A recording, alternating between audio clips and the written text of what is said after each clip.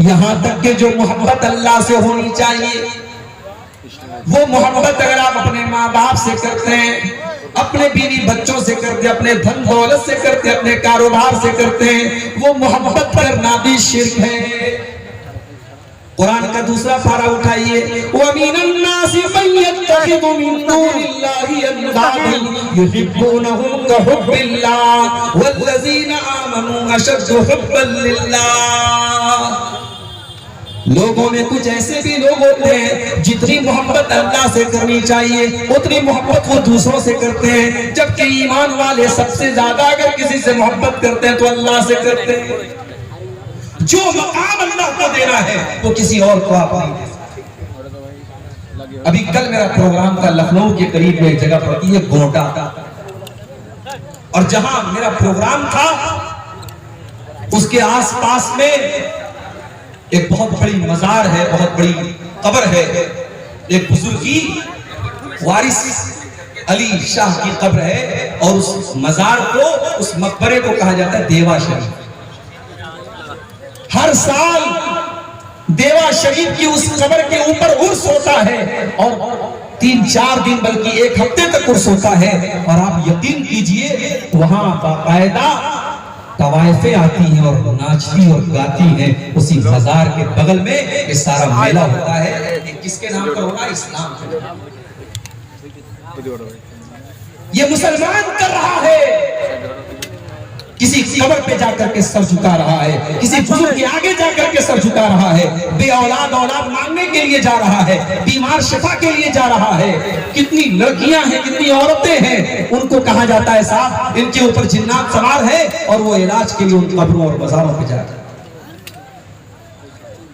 मौलाना अल्ताफ हुसैन हाली ने 100 साल पहले कहा था, करे गैर गर्भुत की पूजा तो काफिर, करे गैर गर्भुत की पूजा तो काफिर, कवाकिब में माने करिश्मा तो काफिर, झुके आग पर बहरे सजदा तो काफिर, जो ठहराए बेटा खुदा का तो काफिर, मगर मोमिनों पर कुशादा है राहें, परस्तिश करें शौक से जिसकी चाहे, नबी को जो चाहे खुदा कर दिखाए, इमामों का रुतबा नबी से बढ़ाए, मज़ारों पे जा जा के नजरें चढ़ाए, शहीदों से जा जा के मांगे दुआएं, न तौहीद में कुछ फर्क इससे आवे, न इस्लाम बिगड़े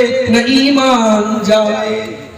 मुसलमान तावीज़ पहन रहा है तब भी पक्का मुसलमान, मुसलमान कब्र पे जाके सजदा कर रहा है तब भी पक्का मुसलमान, अपने बच्चे के सर पे हाथ रख के बच्चे की कसम खा रहा है तब भी पक्का मुसलमान है। मेरे भाइयों, अगर कोई चीज शिर्क है तो चाहे वो हिंदू करे, चाहे वो ईसाई करे, चाहे वो मुसलमान करे, शिर्क है तो वो शिर्क ही रहेगी। मुसलमान के करने से शिर्क तौहीद नहीं बन जाएगा और वो चीज सही नहीं हो जाएगी।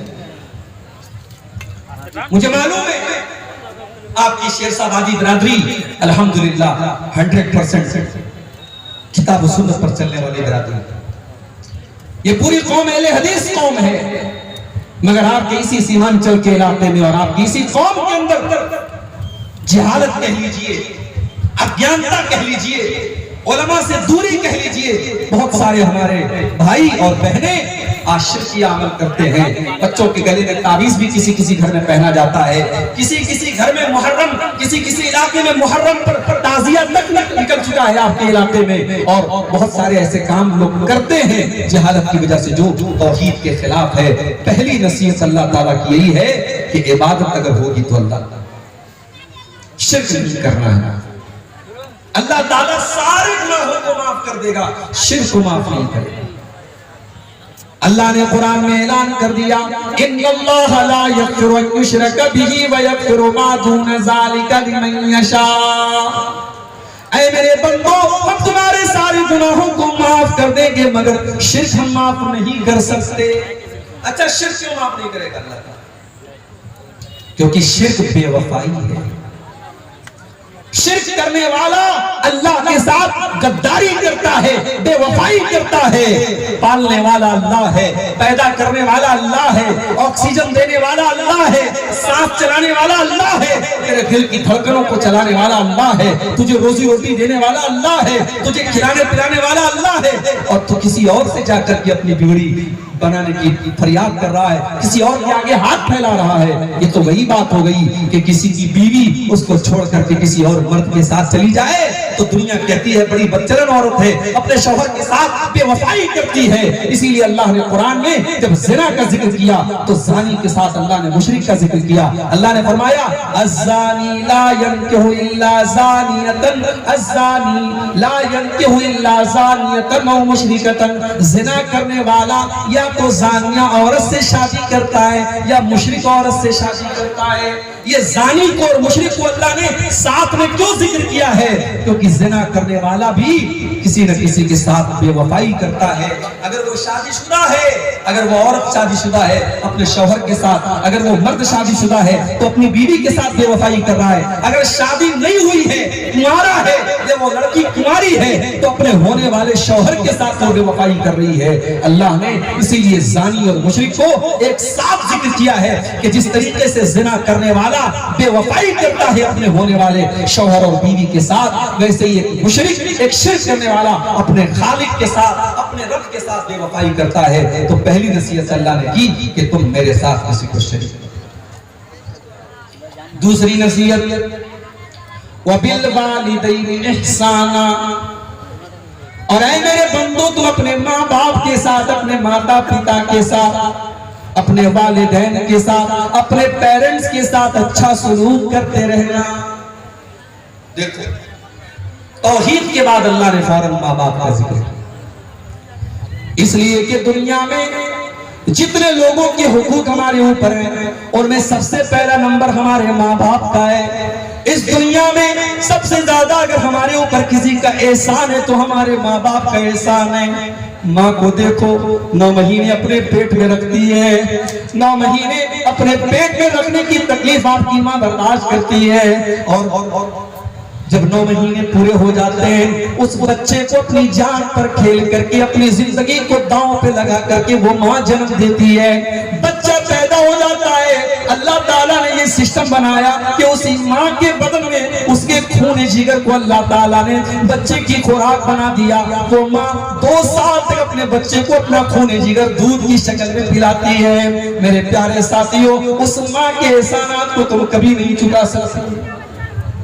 बाप को देखो, बाप को देखो, बाप रात दिन एक करके खून पसीना एक करके आपको पालता है, आपकी माँ के ऊपर खर्च करता है, आपकी परवरिश के ऊपर खर्च करता है, आपकी पढ़ाई लिखाई के ऊपर खर्च करता है।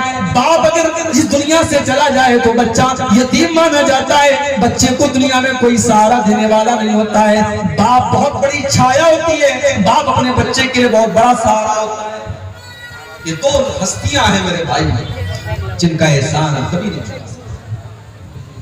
अब्दुल्ला बिन उमर ने देखा एक आदमी खाने काबा का तवाफ कर रहा है, अपने कंधे पर अपनी बूढ़ी माँ को बिठा करके खाने काबा का तवाफ कर रहा है और बहुत खुश बना हुआ है। जब उसने तवाफ को कंप्लीट कर लिया, 7 चक्कर उसने खाने काबा के लगा लिए, अपनी माँ को कंधे पर बिठा करके उसने तवाफ करा लिया, उसने उम्रा करा लिया, उसने हज कंप्लीट कर लिया। अब्दुल्ला बिन उमर के ऊपर नजर पड़ी, कहता है कि अब्दुल्ला बिन उमर आज मैंने अपनी माँ का हक अदा कर दिया, मेरी माँ ने मेरे ऊपर जो एहसानात किए थे, अब्दुल्ला बिन उमर आज मैंने अपनी माँ के उन एहसानात को चुका दिया, आज मैंने अपनी माँ के एहसानात का बदला उतार दिया। अब्दुल्ला बिन उमर कहते हैं वला वला ज़फ़रतन मिन ज़फ़राति उम्मिका, अरे तेरी माँ ने जब तुझे जन्म दिया था तेरी माँ के मुंह से जो चीख की आवाज निकली थी, तेरी माँ जो चिल्लाई थी, अभी तो तूने उस आवाज का भी हक अदा न किया, अभी तो तूने अपनी माँ की चीख का भी हक अदा नहीं चुका सकती।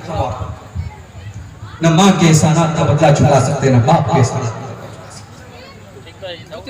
इसीलिए अल्लाह ताला अपनी तौहीद का ऐलान करने के बाद दूसरा हुक्म क्या दे रहा है? वबिल वालिदैनि इहसाना, अपने माँ बाप के साथ मरते दम तक भलाई करते रहो।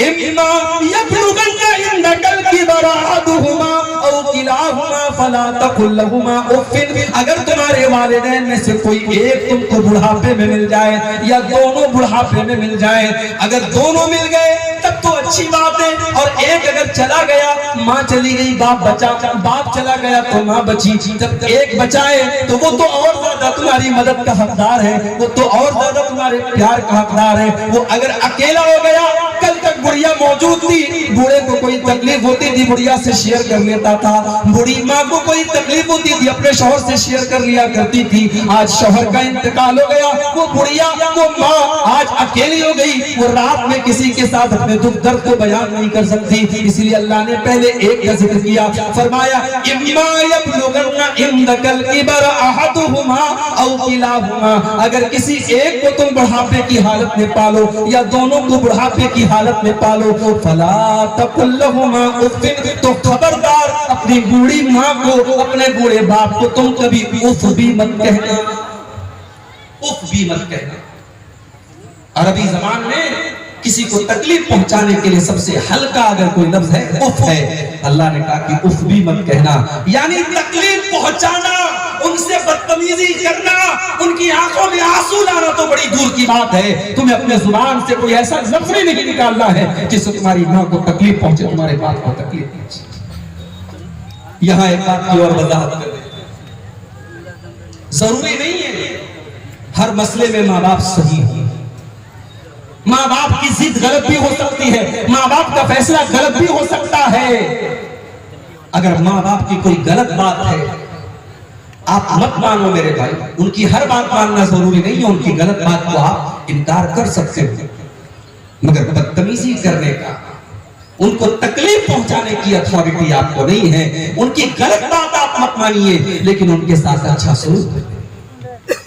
आपकी बीवी है, माँ की आपकी बीवी के साथ नहीं बन पा रही है, आपने बहुत मैनेज करने की कोशिश की, बहुत संभालने की कोशिश की, लेकिन माँ में और बीवी में नहीं बन पा रही है, सास और बहू में नहीं निपटा रही, कोई मसला नहीं, आप अपनी बीवी के साथ अलग रहो, आप अपना किचन अलग कर लो, माँ के साथ अच्छा सलूक करते रहो, माँ की जरूरतों को पूरा करते रहो, माँ को कोई तकलीफ न पहुंचाओ। लेकिन जब देख लिया कि ज्वाइंट फैमिली में साथ में रहना बहुत मुश्किल है, तो कोई बात नहीं, आप अपनी बीवी का भी हक अदा करो, बीवी को अलग कर सकते हैं। जरूरी नहीं है कोई, ये फर्ज नहीं है कि माँ और बीवी में नहीं निभ पा रही है, झगड़े हो रहे हैं सास और बहू के, और हम जबरदस्ती दोनों की जिंदगी को आजाद बना के रखे। नहीं, बीवी का हक अपनी जगह है, माँ का हक अपनी जगह है। आप अलग रहिए बीवी के साथ, आप अपना किचन अलग कर लीजिए, रिहाइश अलग कर लीजिए, लेकिन माँ के साथ अच्छा सलूक। अल्लाह ने फरमाया उनको उफ भी न कहना, वला तनहरहुमा, उनको कभी डांट फटकार करके उनसे बात न करना, वकुल लहुमा कौलन करीमा, और जब भी अपने माँ बाप से तुम बात करना तो बड़े अदब के साथ बात करना, बड़ी तमीज के साथ बात करना। तुमने अगर आज MBBS का एग्जाम पास कर लिया, तुम डॉक्टर बन गए, तुम्हारे माँ बाप अगर अंगूठा छाप है, तब भी उनके साथ तुम्हें बदतमीजी करने की कोई अथॉरिटी नहीं है, उनके साथ तुम गलत तरीके से बात न करना। तुम डॉक्टर होगे तब भी उनके बेटे हो, अपनी माँ के सामने जब भी जाना, अपने बाप के सामने जब भी जाना, वकुल लहुमा कौलन करीमा, उनसे बड़े पोलाइटली लहजे में, बड़े रिस्पेक्ट के साथ, बड़े सम्मान के साथ, बड़ी नरमी के साथ। और आगे क्या फरमाया, वक़्फ़िज़ लहुमा जनाह ज़ुल्लि मिनर रहमा, जिस तरीके से परिंदा आसमान से जब उतरता है, जमीन पर जब आता है तो अपने परों को समेट लेता है, अपने माँ बाप के लिए अपने परों को समेट लिया करो, यानी अपने माँ बाप के लिए अपने आप को टाइट न बनाओ, अपने आप को हार्ड न बनाओ। दुनिया में जितना भी नाम कमा लो, जितनी भी दौलत कमा लो, अपने माँ बाप के लिए हमेशा अपने आप को सॉफ्ट बना के रखो, अपने आप को नरम बना के रखो। वक़ुर रब्बिरहमहुमा कमा रब्बयानी सगीरा, और ये दुआ किया करो कि ऐ मेरे परवरदिगार, मेरे माँ ने मेरे ऊपर जो एहसान किया, मेरे बाप ने जो एहसान किया, आय अल्लाह मैं उनको चुका नहीं सकता, आय अल्लाह मैं तेरे ऊपर छोड़ देता हूँ, तू रहम फरमा। आय अल्लाह जिस तरीके से मेरे माँ बाप ने मुझे पाला है। मगर आज का नौजवान तो माशाअल्लाह मोबाइल चलाने में एक्सपर्ट है, मोबाइल चलाने में एक्सपर्ट है, लेकिन अपनी माँ और बाप के मरने के बाद इस काबिल भी नहीं है कि जनाजे की नमाज खड़े होकर के अपने माँ बाप की जनाजे की नमाज पढ़ सके। अरे ऐसी औलाद से तो बे औलाद बेहतर है। अगर बाप मर गया और माँ मर गई और औलाद अगर इस काबिल भी नहीं है कि अपने माँ बाप की जनाजे की नमाज खड़ी होकर के पढ़ सके, तो ऐसी औलाद किस काम? कम से कम इस लायक बनो कि कल माँ दुनिया से चली जाए, कल बाप दुनिया से चला जाए, तो खड़े होकर के जनाजे की नमाज में अपने बाप के लिए, अपनी माँ के लिए मग़फ़िरत की दुआ कर सकते।